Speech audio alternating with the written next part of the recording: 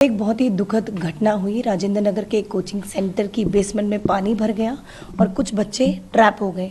जैसे ही मुझे इस घटनाक्रम का पता लगा, मैं मौके पर पहुंची। वहां पर देखा कि एनडीआरएफ की टीम जो है ऑलरेडी रेस्क्यू ऑपरेशन कर रही थी और ये सबसे दुख की बात है कि 3 बच्चों की मौत हो गई।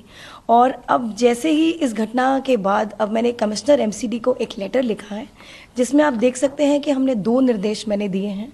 पहला, दिल्ली में जितने भी कोचिंग सेंटर्स हैं जो उन बिल्डिंग्स में चल रहा है जो एमसीडी के जुरिस्डिक्शन में आते हैं और बेसमेंट में बायलॉज के अगेंस्ट या नॉर्म्स के अगेंस्ट ऐसे कोचिंग सेंटर चल रहे हैं, उन पर सख्त से सख्त कार्रवाई हो, उन पर एक्शन लिया जाए। दूसरा, और अगर इस मामले में जो कल राजेंद्र नगर में हुआ, कोई भी एमसीडी अधिकारी अगर जिम्मेदार है तो उस पर भी सख्त कार्रवाई की जाए। मैं आपको बताना चाहती हूँ इस बिल्डिंग के बारे में। ये जो बिल्डिंग है, इसका जो कंप्लीशन सर्टिफिकेट 2021 में मिला था और साफ साफ यहाँ लिखा है कि बेसमेंट में पार्किंग यूज और स्टोरेज के लिए और कार लिफ्ट के लिए यूज होगा। तो मैं बताना चाहती हूँ कि अगर इस प्रकार से इलीगल तरीके से या प्रॉपर्टी को मिसयूज कर अगर ऐसे कोचिंग सेंटर्स बेसमेंट में चल रहे हैं तो उन पर कार्रवाई होगी और साथ ही अगर कोई अधिकारी जिम्मेदार होगा उस पर भी सख्त से सख्त कार्रवाई होगी। लेकिन जो सवाल उठ रहे हैं मैम की एमसीडी की कार्यप्रणाली पे कि एमसीडी को एक तरह से प्रॉपर्टी टैक्स आप लोग लेते हैं, उसकी जिम्मे वहाँ पे जाकर जांच करना, उन्हें सर्टिफिकेट देना, जो एनओसी देना, सब एमसीडी की जिम्मेदारी है। साथ में जो हादसा हुआ, जो पानी वहाँ पे पहुंचा, उसकी भी जिम्मेदारी एमसीडी की बनती है। देखिए, बताया जा रहा था कि बिल्डिंग के आगे से कोई ड्रेन या कोई सीवर जो निकलता है वो एकदम से फट गया। मैं मौके पर पहुंची और वहां देखा कि आसपास की बिल्डिंग में पानी नहीं भरा और कुछ वो सीवर या ड्रेन टूटने से फ्लैश फ्लड की तरह जो है वो जो पानी है सारा बेसमेंट में भर गया और जिसके कारण बेसमेंट में पानी भरने से बच्चे ट्रैप हो गए।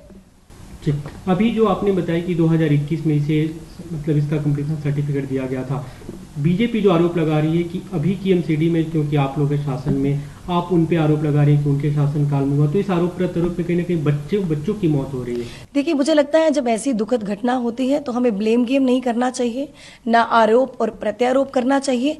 हमें कार्रवाई करनी चाहिए, जो भी इसका जिम्मेदार है उस पर सख्त से सख्त एक्शन लेना चाहिए और ऐसे कोचिंग सेंटर्स बेसमेंट में अगर इलीगल तरीके से वायलेट करके नॉर्म्स को, बायलॉज को वायलेट करके चल रहे हैं, उन पर एक्शन होना चाहिए। बीते दिनों में हमने देखा पटेल नगर में एक जो बच्चे की मौत हो गई, बिजली के जो मतलब पानी के कारण इलेक्ट्रोक्यूशन का हादसा हुआ, अभी 3 बच्चों की मौत हो गई। ऐसे लगातार हादसे हो रहे हैं, जो जल जमाव हो रहा है उससे निपटने की एमसीडी की क्या रणनीति है, क्योंकि अभी बारिश का सीजन है, बारिश होगी अभी ज़्यादा। देखिए, जिस प्रकार से इस बार बारिश हो रही है, 88 साल का रिकॉर्ड टूटा, आपने देखा।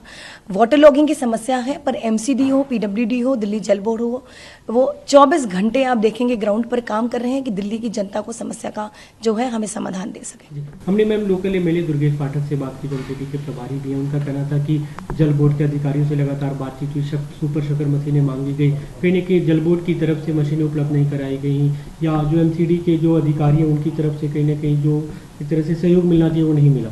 आपको लगता है कि ऐसा कुछ है?